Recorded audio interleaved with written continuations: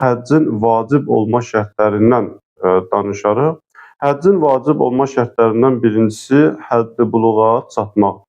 Ümumiyyətlə onu qeyd edək ki, həddi buluğa çatmaqlığın şərt olması tək həccə aid yox, İslam şəriətində buyurulan digər vacib əməllərdə də şərtdir.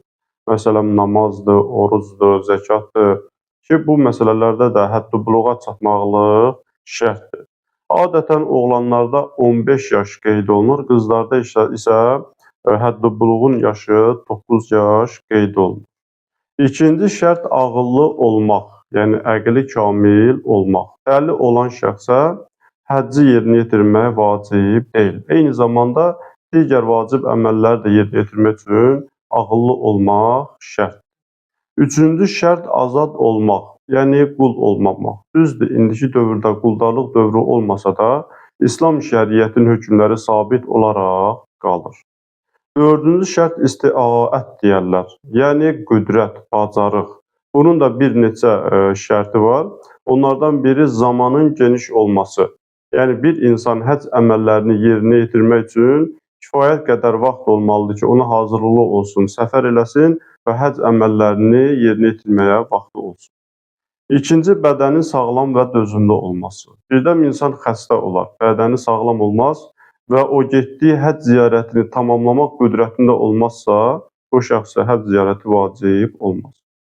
Sonra yolun açıq və təhlükəsiz olması. Həcc ziyarətinə gedən şəxs bilməlidir ki, əmin olmalıdır ki, getdiyi yol təhlükəsizdir, getdiyi yol əmin, amanlıqdır. Yəni, onun yolda heç bir təhlükə, heç bir xətər gözləmir. Şərtlərdən biri də nəfəqə. Yəni, bir insan həcc ziyarətinə gedirsə, həcc ziyarətinə getdiyi, yəni səfər müddəti boyunca öz ehtiyaclarını ödəmək üçün kifayət qədər maddi durumu, yəni pulu olmalıdır. Əgər pulu yoxdursa, olan qalan pulunu, məsələn, ödəniş eləyibsə, əli cibində heç bir pulu olmadığı halda yola çıxacaqsa, bu halda həmin şəxsə həcc vacib olmaz. Şərtlərdən biri də həccə gedib qayıtdıqdan sonra özünün və ailəsinin vəsaitini təmin etmək.